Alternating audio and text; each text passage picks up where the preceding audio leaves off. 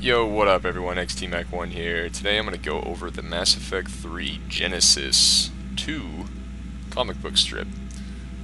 This is for the people that don't want to start over from Mass Effect 1 or 2. You can just load up your Mass Effect 3 disc and start this little comic book strip and make all those important decisions from the first two previous games. It's 320 Microsoft points. On Xbox Live. It's about $3 or $4. Pretty cheap. Worth it, in my opinion. But anyway, you just load up a new game, male or female. You can't import characters. I know a lot of people are complaining about that, but just start a new game, male or female, and pick between role-playing or story. Don't pick action, because then you're not allowed to make any decisions during the comic book story. It kind of just makes the decisions for yourself. I think with this one I just went with role-playing, and then I did the generic John Shepard name.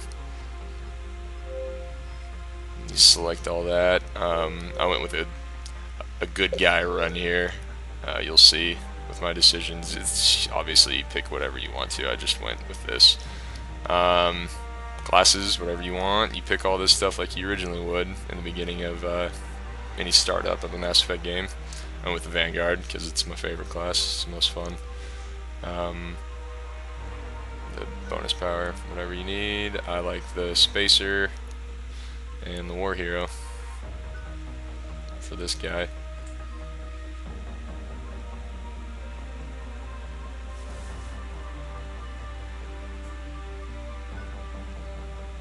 And then you just start it up.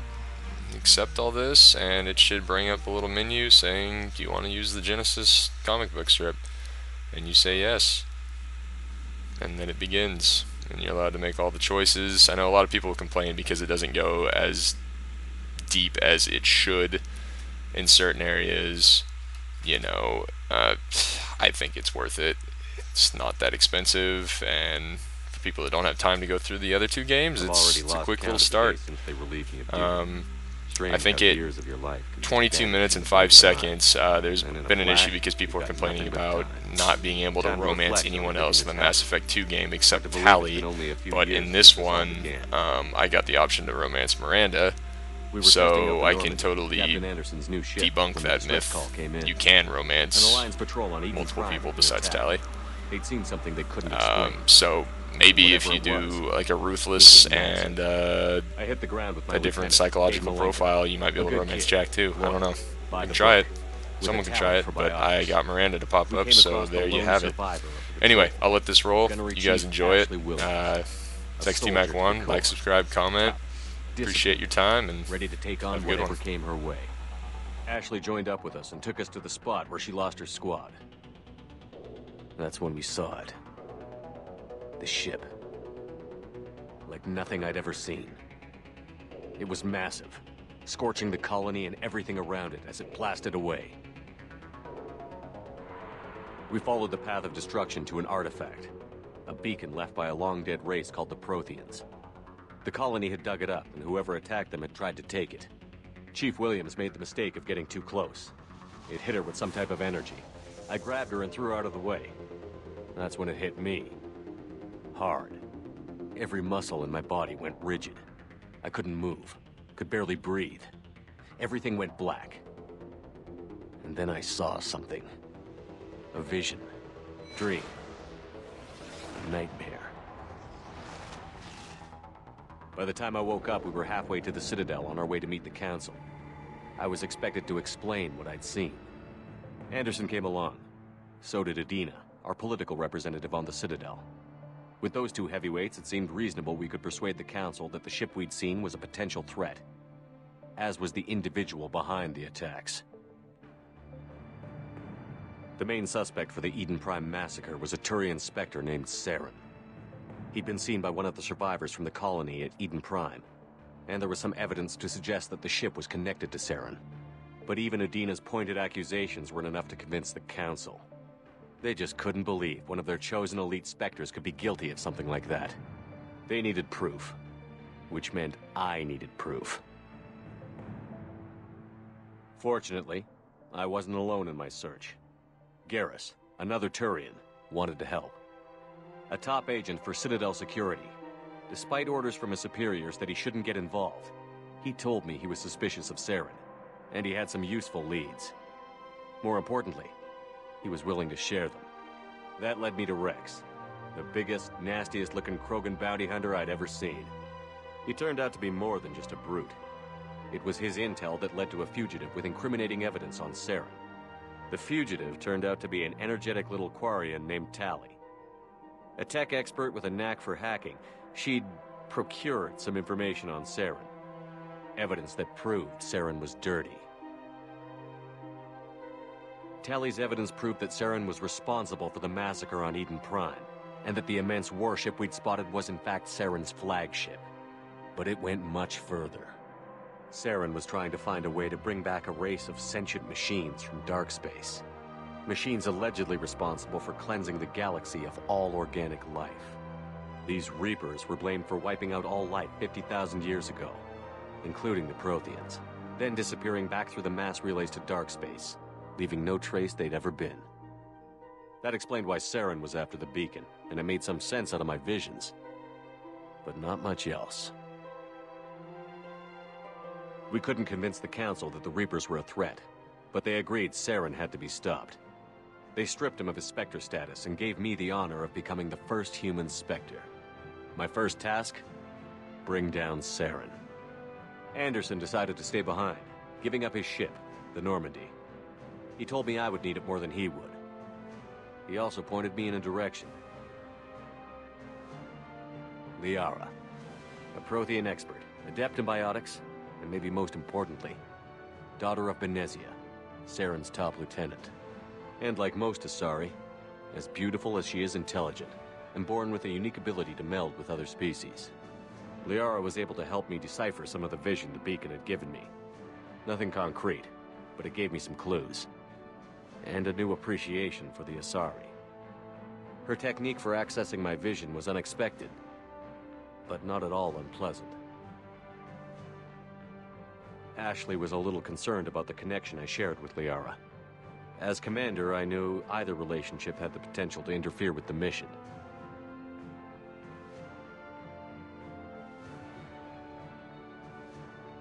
I told Ash I wasn't interested in Liara. I had my eyes on someone else. But we agreed we wouldn't let it get in the way of our mission. Finding Saren.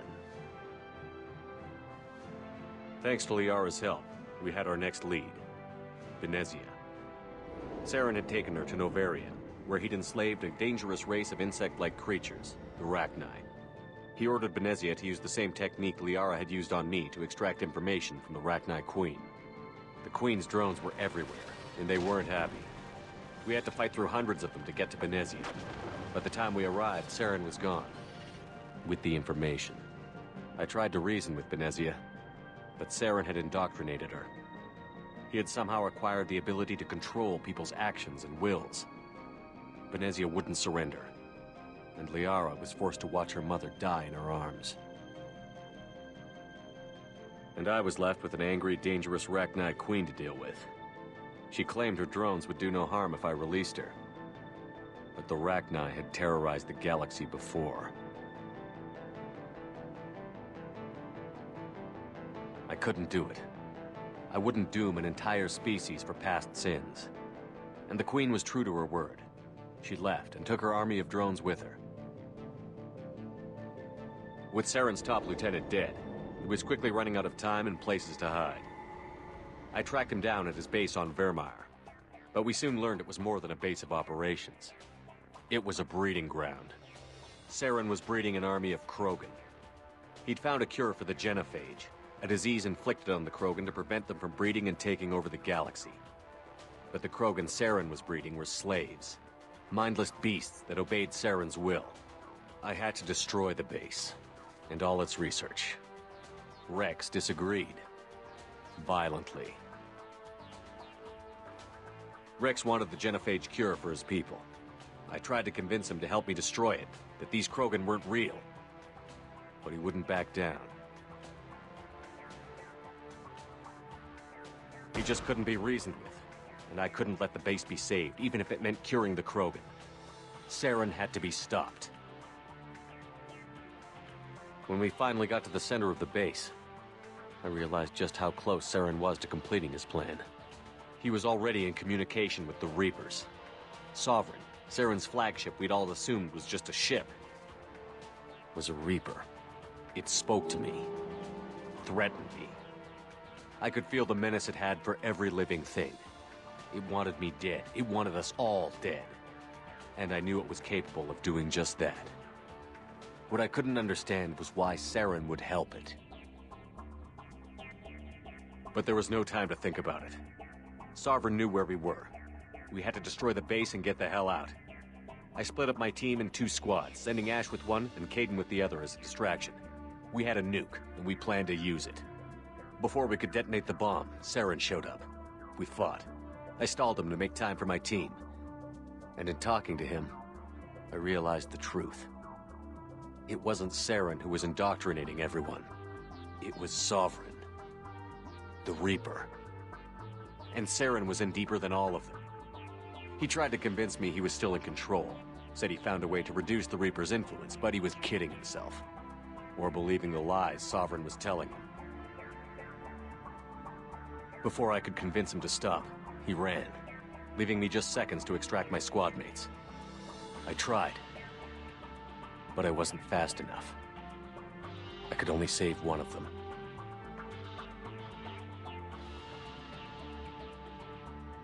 Kaidan was a good man, and a great soldier.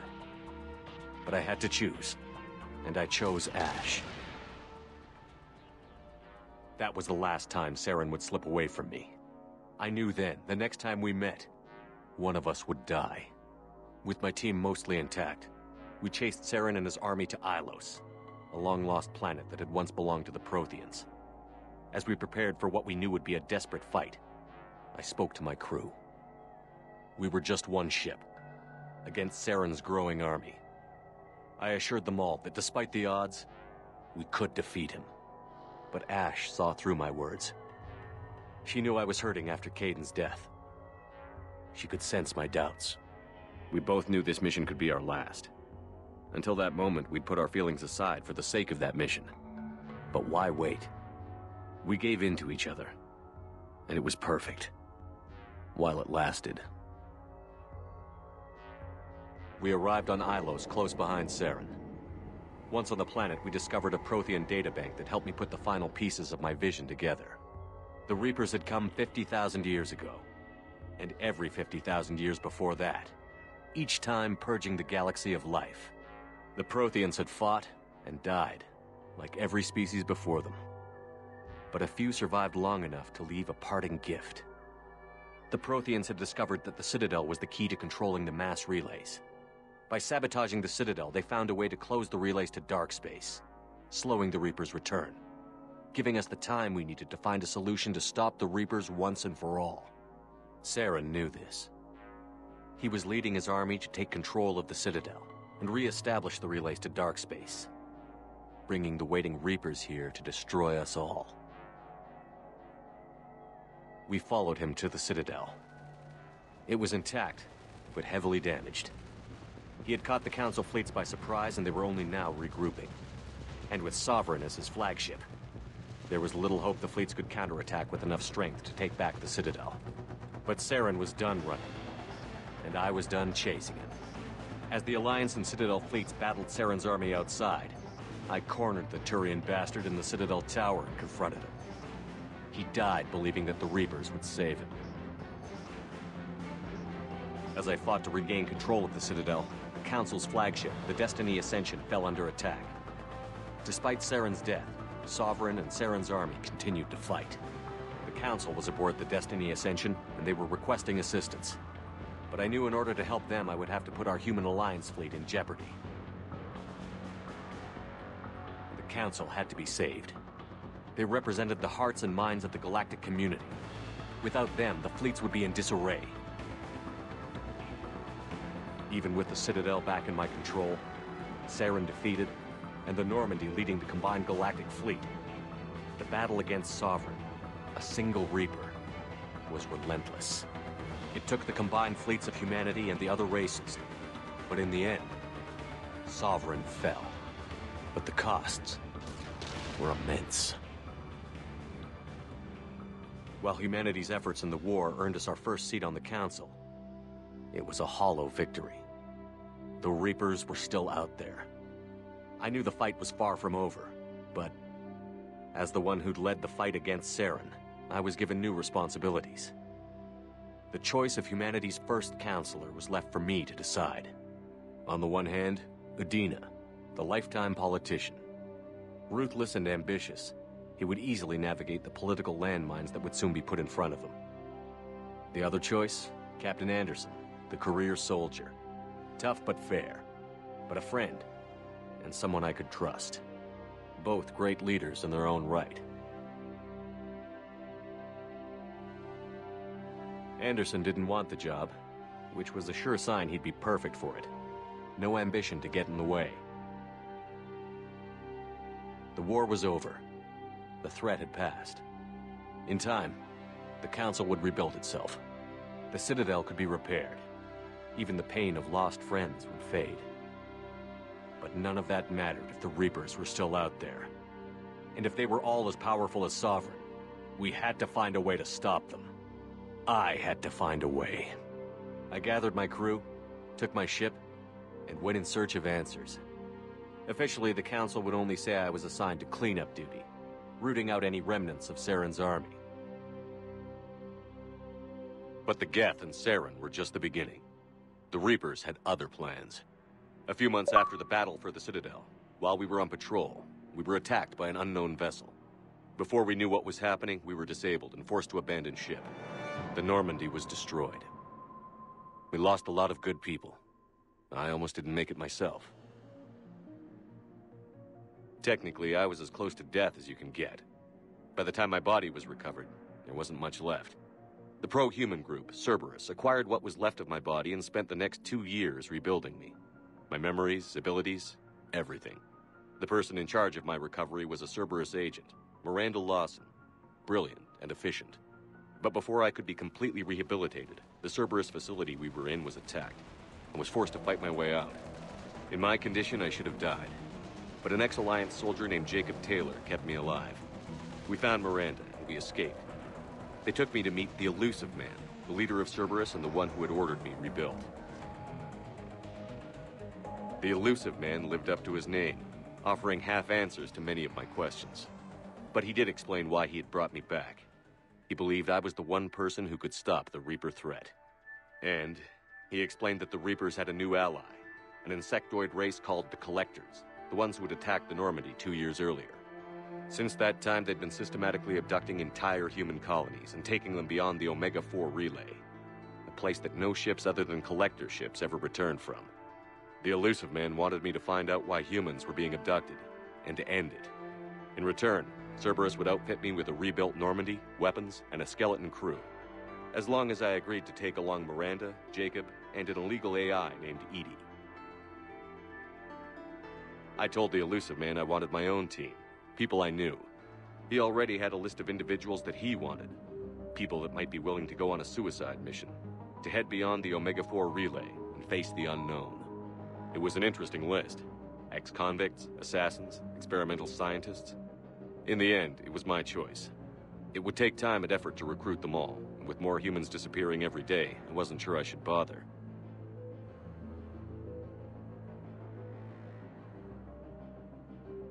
I decided I needed all the help I could get. Recruiting the team took me all over the galaxy. Along the way, I met some old friends. They were quick to join, despite the risks. As for the rest, finding them and convincing them to join me on a suicide mission was difficult. But keeping them from killing each other was next to impossible. They only had to stay alive long enough to complete the mission. I wasn't sure what difference it would make if they were happy doing it.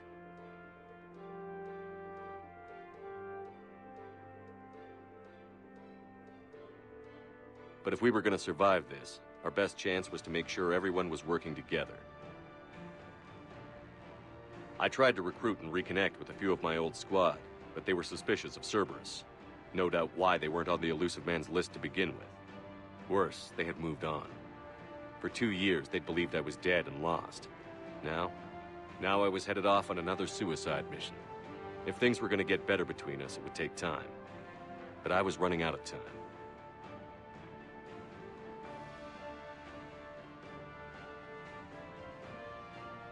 If they wouldn't help, then I'd find someone else.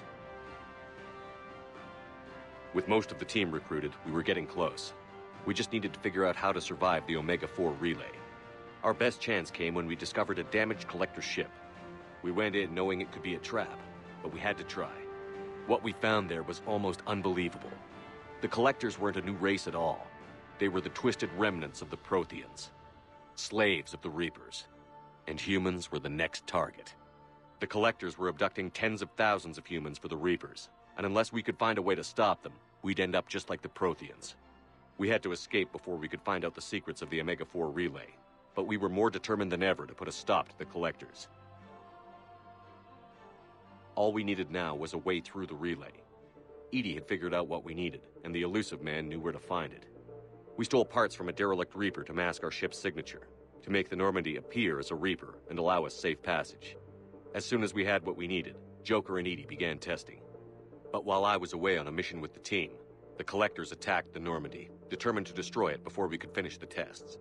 Joker and Edie did their best to fight them off. They saved the ship, but the entire crew was abducted, taken beyond the Omega-4 relay. Jacob wanted to go immediately and rescue the crew. Edie and Miranda wanted more time to prepare before we attacked. We only had one chance to attack the collectors. I knew we had to be ready before we went, even if it meant sacrificing the crew. I gathered everyone to go over the plan. We all knew this was likely a one-way ticket. The team was ready, but they were nervous. We knew this could be our last day together. We were scared and looking for reassurance. Some of us found it in each other.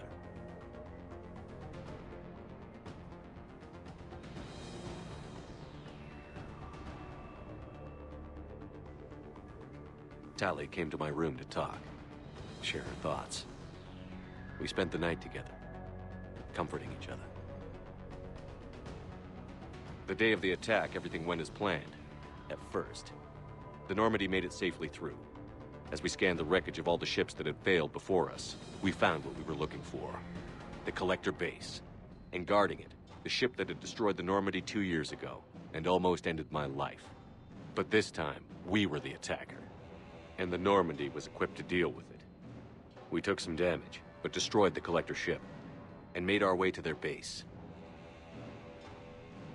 We knew the fighting inside would be brutal. We arrived intact, but the team wasn't strong enough to withstand the assault. Eventually, we made it to the heart of the base. To this day, I can hardly believe what we saw there. The collected humans had been dissolved, transformed and repurposed to create the frame for a new Reaper. A massive human Reaper abomination. We had no choice but to destroy it. The battle caused severe damage to the base, but we needed to destroy it completely. As I prepped explosives to finish the job, we received a message. The elusive man. He didn't want us to destroy the base at all. He wanted to preserve it. He wanted to study how the humans were transformed into the abomination we'd seen. To use the technology of the Collectors to help defeat the Reapers. I always suspected the elusive man had his own motives, but I couldn't agree with him on this. We had stopped the Collectors. We would find a way to stop the Reapers without sacrificing our morality in the process. We destroyed the base, completely, and escaped back through the Omega-4 relay. The mission was a success, and in the end, the whole team made it out alive. And though the crew was killed before we could rescue them, they didn't die in vain. We stopped the Collectors, and we stopped the Reapers from creating their abomination. And we bought everyone just a little more time. If only there was more time. The Reapers are still coming. Every day a bit closer. I handed every piece of intel on the Collectors and Cerberus over to the Alliance brass. They're not sure what to make of it, but at least they're listening. I just hope they figure out what to do about it soon, before time runs out for all of us.